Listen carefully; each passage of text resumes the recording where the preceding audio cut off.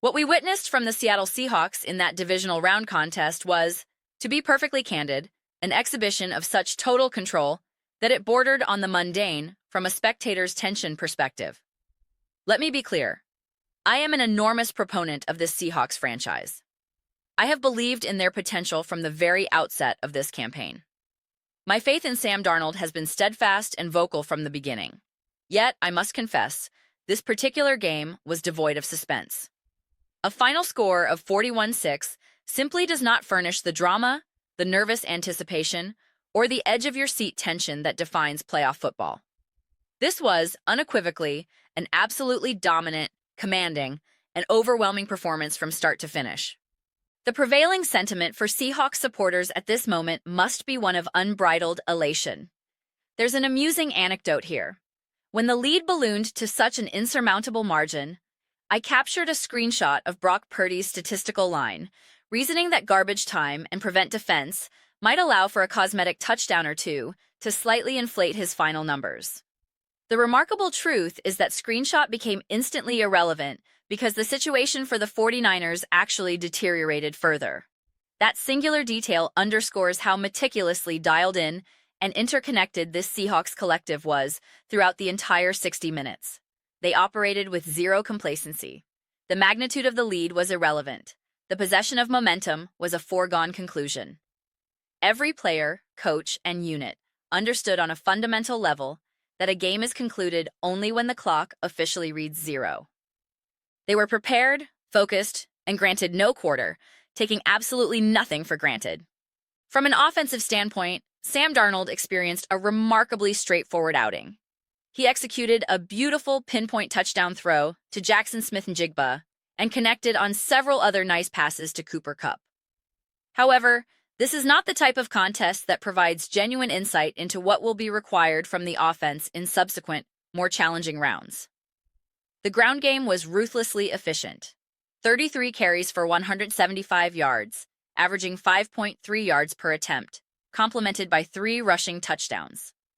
Darnold's final line, 12 completions on 17 attempts for 124 yards, is the portrait of a game manager whose primary duty was to avoid mistakes. It is difficult to envision a scenario where the Seahawks secure another postseason victory by a 41-6 margin while their quarterback attempts only 17 passes, whether against the Bears, Rams, Patriots, or Texans. The trajectory of the playoffs suggests a different, more demanding path. Therefore, from my analytical viewpoint, there remain significant plays and pivotal moments where we need to see Sam Darnold, Cooper Kupp, Jackson Smith-Njigba, and the offensive unit collectively rise to a more pressurized occasion. The defense unquestionably rose to and surpassed the occasion. But truthfully, I anticipated the 49ers would be thoroughly outmatched. This was the sole playoff matchup where I possessed any substantial degree of confidence in the outcome, which is hardly a revolutionary take. Believing the Seahawks would win was the consensus logical position. I acknowledged the 49ers had a chance to introduce some intrigue, especially following their emotional victory over the Eagles. They deserve respect for that achievement. However, my perspective was that Philadelphia's defeat revealed more about the Eagles' own inadequacies than it did about San Francisco, proving itself as a secretly elite force. My evaluation of Seattle's quality was simply that high. During my live stream, a commenter suggested this performance cemented the Seahawks as the NFL's premier team. My response was one of skepticism. While I believe the Seahawks are excellent, this specific game imparted very little new information. When one team is so demonstrably superior to its opponent, a dominant victory, while awesome, exciting, and impressive, does not functionally illustrate the degree of that superiority. It confirms the expected hierarchy, but doesn't test its limits. My expectations for Seattle are already stratospheric. A game that felt over from the opening kickoff, a kickoff return touchdown by Rashid Shaheed no less, and was supplemented by forced fumbles, simply met those expectations. I anticipated Seattle would control the game from inception to conclusion. A 41-6 avalanche is perhaps more emphatic than specifically predicted, but the theme of control was precisely the pregame forecast. My hypothesis entering the game was that the 49ers' only plausible path involved scoring first, ideally after winning the coin toss and receiving the opening kickoff. The logic was that an early lead could force Seattle to play from a slightly altered, perhaps less comfortable script. All of that theoretical maneuvering was obliterated in an instant by Shahid's electrifying return. The scenario flipped immediately. San Francisco was behind, and the immense pressure of chasing the game against a superior opponent proved an untenable burden. The contest retained a semblance of theoretical openness for a brief period. A touchdown here could make it 17-10. A score after halftime could bring it to 24-13. In the NFL playoffs, a two-score game is never truly dead. Yet the Seahawks never permitted even a whiff of that narrative to develop.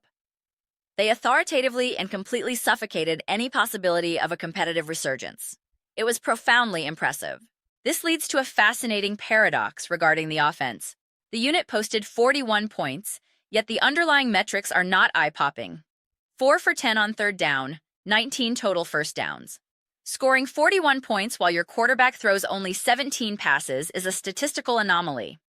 This is precisely the kind of game where merely reading the final box score would provoke bewildered questions. How does a team score 41 points in just over 31 minutes of possession? How did they reach the red zone 6 times? Was it solely driven by turnovers and defensive scores? The complete holistic dominance makes the how both simple and spectacular. For me, the overarching theme of this postseason is crystallizing. It is exclusively about who you play. This is why I pushed back against the chat declaring Seattle the best team. They may be, or they may not be. That declarative statement is presently irrelevant. The only pertinent inquiry for the Seattle Seahawks right now is, how do you perform against the Chicago Bears? How do you perform against the Los Angeles Rams? That is the totality of what matters. Imposing your will on the San Francisco 49ers, regardless of how emphatically, does not directly translate to success against the Bears or Rams. The playoff bracket reduces everything to a binary week-to-week proposition. The Seahawks are clearly great, clearly special.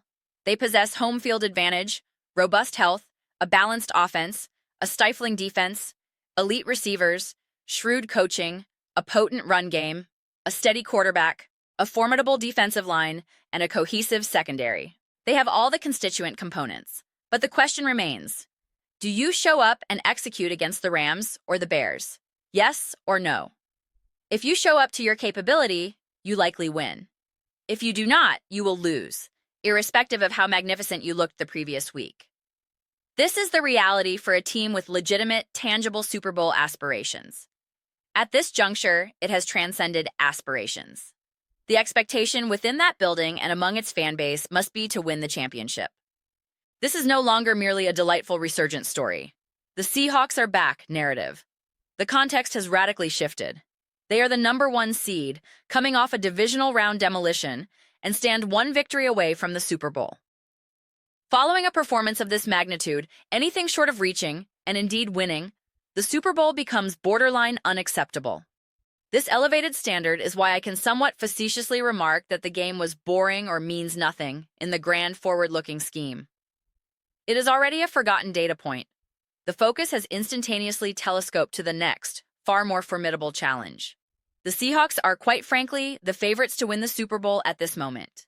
I struggle to identify another team I would place above them, and they likely entered the playoffs as the betting favorite regardless. This performance also illuminates the chasm I perceived between Seattle and a team like the Philadelphia Eagles.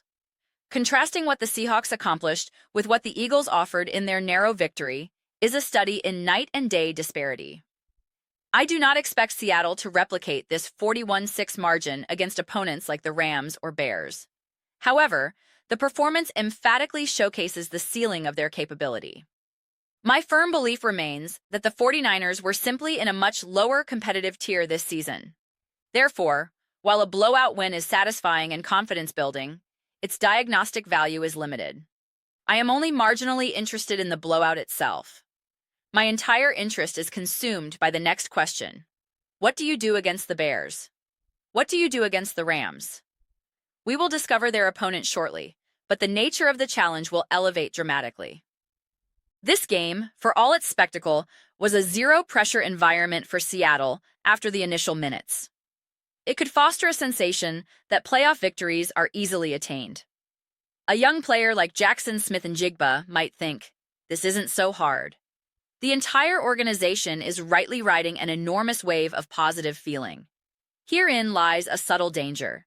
Facing the Bears, with their perceived lesser pedigree, might subconsciously engender more overconfidence than facing the storied Rams, where hyperfocus is a given.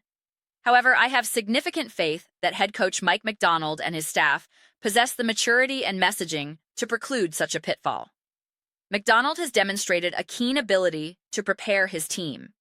The immediate task for the coaching staff is to stick the landing emotionally, to allow the players to savor this significant win, to harness the excitement and energy, while simultaneously reinforcing that the journey is profoundly incomplete. The message must be clear. If anyone believes the next two rounds will resemble this one, they are gravely mistaken. Fortunes in the NFL can reverse in a snap of the fingers. Everything can change with a single turnover, a single injury, a single missed assignment.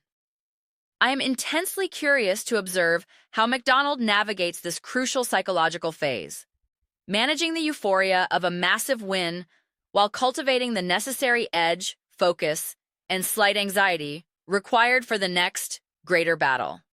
Right now, the players will go home feeling on top of the world, and they have absolutely earned that feeling.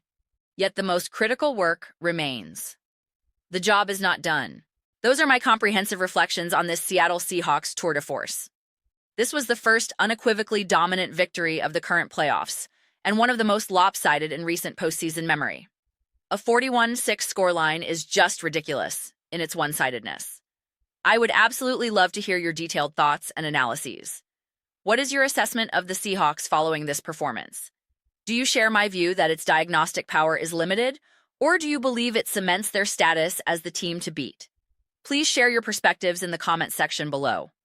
I read every single comment, whether it aligns with my viewpoint or offers a contrasting one. Let's engage in some substantive discussions. Let's have some spirited debates. But ultimately, let's enjoy the dialogue about this incredible sport. Please consider subscribing to the channel. We are building a remarkable community here and would be thrilled to have you as part of it. I aim to foster a space where we feel genuinely connected and excited about the content. I believe we are well on our way. Also, please don't forget to give this video a thumbs up as it genuinely assists with visibility and the platform's algorithm. Thank you so much for your time and engagement. I look forward to our next conversation.